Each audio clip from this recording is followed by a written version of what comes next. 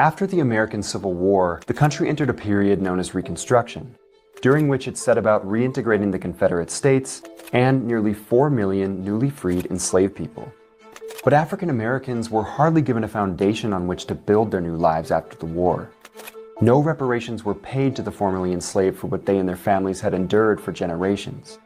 Many had been told they'd be given a small plot of land to get started on, and while there were plans to allocate some land to the formerly enslaved after the war, such as Special Field Order No. 15, much of the land seized by Union forces or promised to African Americans was later given back to white Southern citizens, ex-slave owners, and to white Northern entrepreneurs. My name is Antonio. My page is Unapologetically Black ADOS on YouTube. I ask that you like and subscribe to the page and share this video so that we can get this message out. What I want to say to you today is that black excellence trumps white privilege, but we loses to white violence.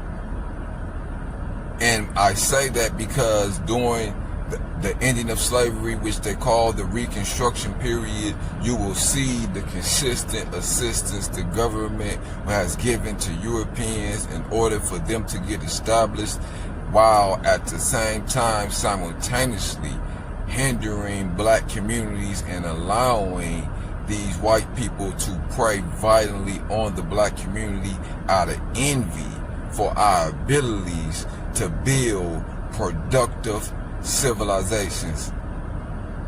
At the very same time that America refused to give the Negro any land, through an act of Congress, our government was giving away millions of acres of land in the West and the Midwest, which meant that it was willing to undergird its white peasants from Europe with an economic floor. As black people, I need us to understand that black excellence outperformed white privilege every time. This is why Europeans had to resort to violence and massacres of the black community. You can tell the assistance during the Reconstruction period that white communities received versus the black communities. They created a temporary little shanty town, and it consisted of tents and shacks, and this is where they put the former slaves.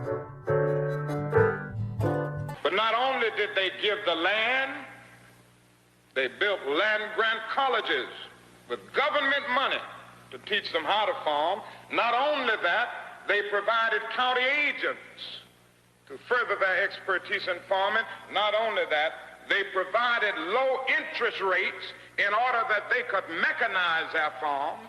You won't see is that type of investment in none of the black communities that was built during Reconstruction period from the government. You will not see any support from the government. You will see black people turning within their own selves, using their own skills and ability and resources in order to build vibrant, strong communities without government assistance. Blissville basically became the core for the early black commercial district. It was established really just west of where Mount Holly Cemetery is, right in close proximity to 9th Street. A lot of things that are necessary to grow an economy and grow a community were not really available to black people at that time, just post-Reconstruction. And the way that it was provided by was the formation of fraternal organizations. They existed because black people couldn't expect to be admitted into predominantly white fraternal organizations. And so what's happening on 9th Street is happening in black communities all over the country. They're forming mutual aid kinds of societies to help each other out in difficult times. Not only that, today many of these people are receiving millions of dollars in federal subsidies not to farm, and they are the very people telling the black man that he ought to lift himself by his own bootstraps. And this is what we are faced with, and this is the reality. Now, when we come to Washington, in this campaign, we're coming to get our check. When the truth of the matter is, when left alone, because after the Civil War, you had Northern troops in the South protecting the blacks from the violence of the white Southerners, we was able to prosper until they removed the troops from the South 13 years after that. That is called the Reconstruction period. In this part of history, white people do whatever in their power to hide from you because they don't want you to understand that you have the ability to change your condition. And when you change your condition, they react with violence. For the first time in the history of Arkansas, we had a new kind of type of African American living here, a black urban middle class. You know, you're talking about people who understand very well that they have to be self-sufficient, that they have to be self-contained. We're also talking about people who are very intelligent. They understand well the times in which they live and the things that they need to do in order to survive. And also, when we're talking about people who may have been formerly enslaved, that doesn't mean everybody was in the field picking cotton. Some of these people had skills. The 1870s and 1880s, businesses were being established, especially from Broadway, which was kind of anchored the east end of the West 9th Street Business District, all the way down to Ringo Street. And in that kind of 6-block area, majority were operated by African Americans. Let's understand, that's not a fluke. That's not what happened in Arkansas immediately after slavery. How black people progressed when left at peace is not a fluke. We can do it. I can show you again, Wilmington, North Carolina. In the late 1800s, Wilmington, North Carolina was the state's largest city. It had a majority black population, and historians today describe it as a rarity in the post-Civil War American South. Wilmington, prior to November 1898, was what the New South could be at the cusp of the 20th century. There was an unusual degree of black prosperity. In Wilmington, there were successful black entrepreneurs, doctors, teachers, but also black elected officials. And for a time, that was true throughout the state. Take a look at the politicians on this poster of the 1889 North Carolina House of Representatives. Here at the bottom are black Republican representatives, some from Wilmington. North Carolina also sent 4 black Republicans to the U.S. Congress between 1875 and 1899. Hold on. One second. We continue to do that.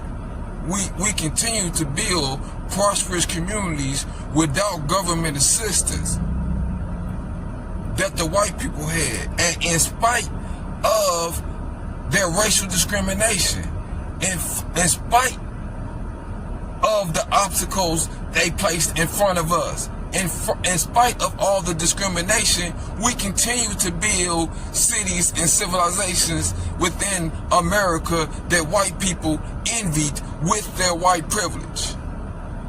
Oklahoma had 45 black towns and municipalities. It was capital of black self-determination. Black people, I liken it to a city within a city. Greenwood itself is an area of nearly 40 square blocks, with individual neighborhoods, individual churches that have their own parishes. About 40 to 45 blocks of a residential community with a business district. Greenwood community was staked out by a fellow named O.W. Gurley, who really is the father of the Greenwood district and established the first business there in 1906. Gurley was a very community-focused, visionary leader who saw in Greenwood, the promise of creating a community where black people could flourish. O.W. Gurley and J.B. Stratford, they worked together and they had a specific intent to make African Americans wealthy, landowners, entrepreneurs. They both knew what the state of Oklahoma was offering. They knew that they needed to be very intentful in creating Greenwood. This is why King had to realize that integration was a burning building, because we are a separate nation than them, and we have always been treated as a separate nation than them. And when we functioned as a separate nation from them, we was able to prosper. The difference is this time we must be fully aware of our defense. Were members of a Black community who were showing Black people that a new world was possible. They were a sign and a symbol to Black communities about all of the wonderful things that we could be. You have all sorts of businesses in Greenwood. You have everything from funeral parlors to theaters, hotel. There's a public library, a Black library. There are chili houses, cafes, restaurants. There's just everything there. There were a dozen surgeons and doctors. There were several lawyers. There was a Black-owned photography studio. There are Black working people. They're not working necessarily in oil, but they're working in all sorts of businesses that are supporting the oil boom. Greenwood was a community of necessity. It was a segregated enclave. Black folks couldn't ply their trades or purchase goods and services in the larger white community.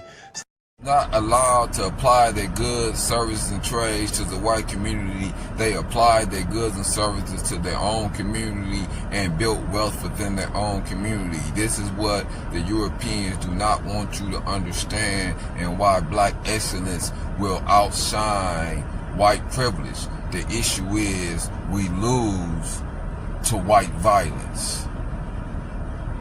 And currently, Black America has remained in submission from white violence of the Red Summer of 1919 and has failed to gain the courage to lift themselves up and fight against their oppressors.